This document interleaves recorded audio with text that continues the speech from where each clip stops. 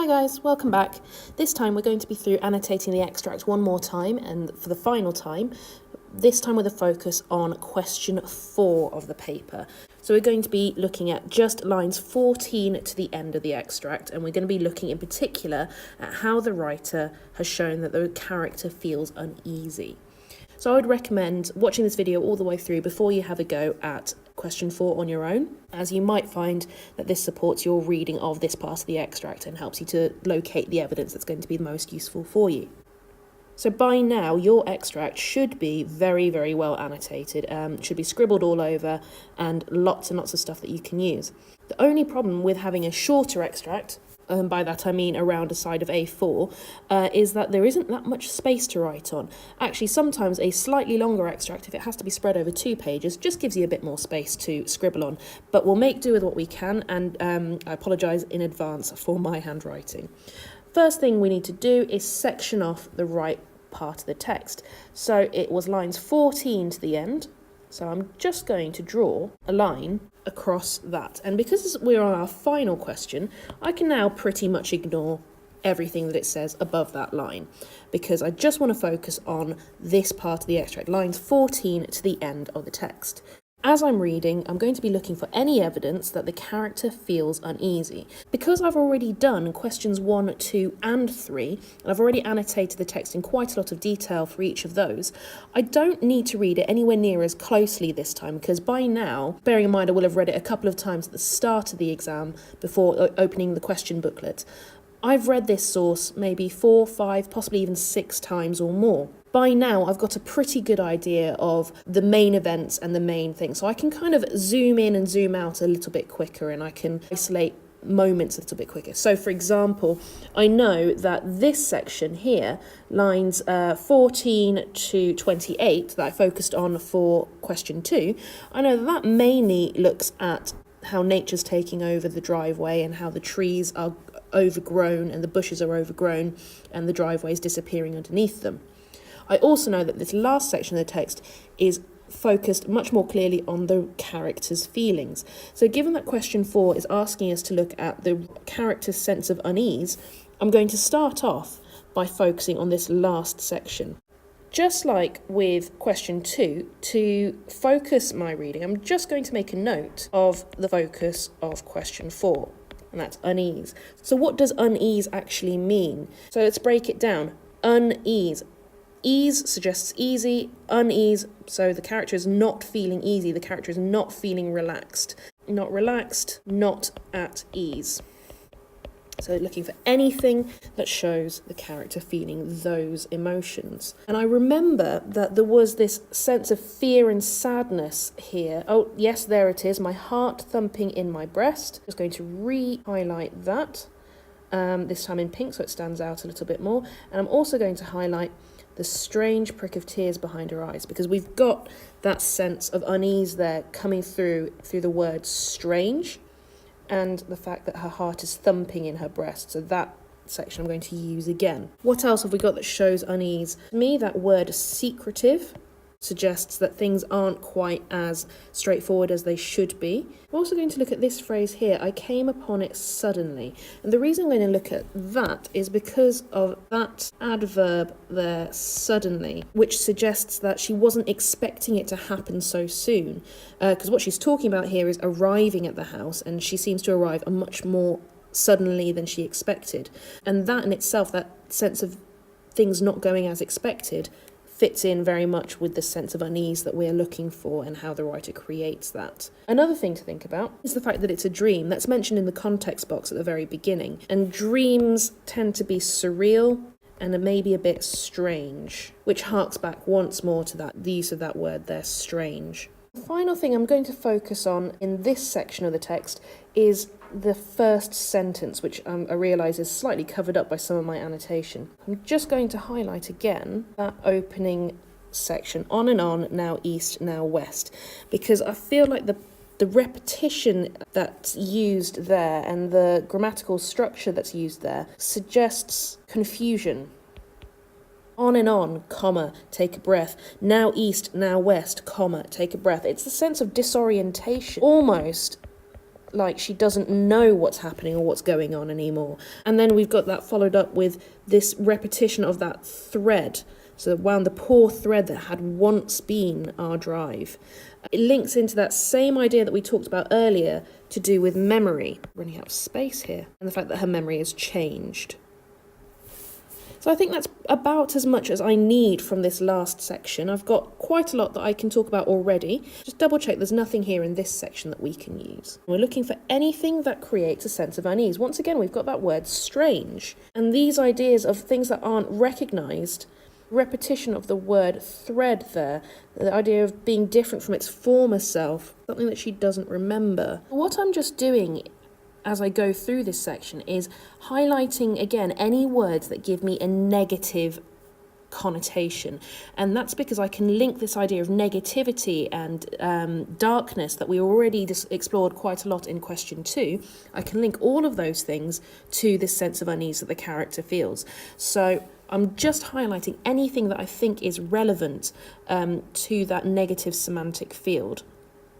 The other things I'm looking for as well are that repeated reference to things that are unusual or not recognisable to the writer, and for the same reasons. I already know I can say something about them. I already know linguistically what's going on. I can say something about the terminology that's being used because I've got all of that useful annotation that I can recycle for this question. So I'm just making sure that I've got loads of things highlighted in this second colour so it stands out to me when I am writing. And I think that's probably enough to be getting on with. Like I said, I've read this extract so many times now that I've got a very good idea of what I want to say about it, and I've already got a very good idea of what is happening at different points.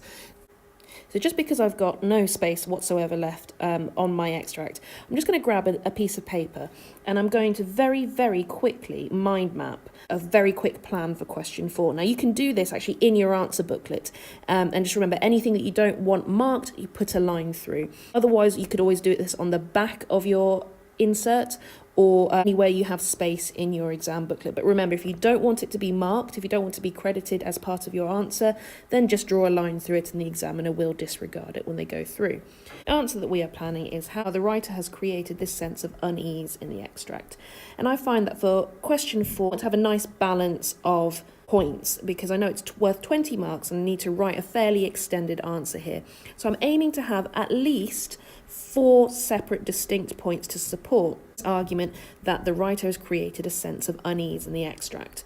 Between 4 and 5 is a nice number to work with because you can kind of monitor how you're doing as you go, and you can remind yourself of the skills that you need to be meeting for question 4 as you go and kind of mark it in your head as you write. The first point I'm going to make is about the negative semantic field.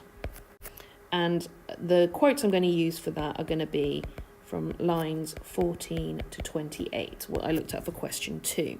And how does that show unease? It shows unease by creating a sense of discomfort. My next point, kind of moving chronologically through the extract, was going to be about the unfamiliar, things about the driveway that she didn't recognise. And again, I'm going to ask myself that question, how does that show a sense of unease? I think the unease is created by the disparity between what she expected and what she sees. And just to give myself a little bit more to say about that, her expectations, I think, are positive because of positive associations, or positive memories place. So that disparity creates unease because she's expecting to see something positive, and instead what she sees is the opposite, is this negative language. Then moving on to the last paragraph of the extract. The first point I'm going to make about that paragraph is the sense of confusion that she shows and the fact that it's a dream. And our attention is drawn back to the dream because she actually uses that word in this part of the extract. That follows on quite nicely from my previous point about the unfamiliar. This confusion creates a sense of disorientation. Once again, she feels uneasy because she expects to see one thing and actually what she sees is another. And that leads me nicely on to the final point that I think I can build on here for my plan. That is the shift that we had towards her emotions, which very clearly shows us how she's feeling. She feels strange. A strange prick of tears behind my eyes. That definitely suggests unease. We also had her heart thumping in her breast. which suggests fear and sadness. How does that show unease? Seems fairly obvious, but I need to make sure I've got something I can say about it and something that is meaningful to add to my answer. What was the focus of the statement again? It makes it clear. So clarifies and leaves us in no doubt of character's feelings.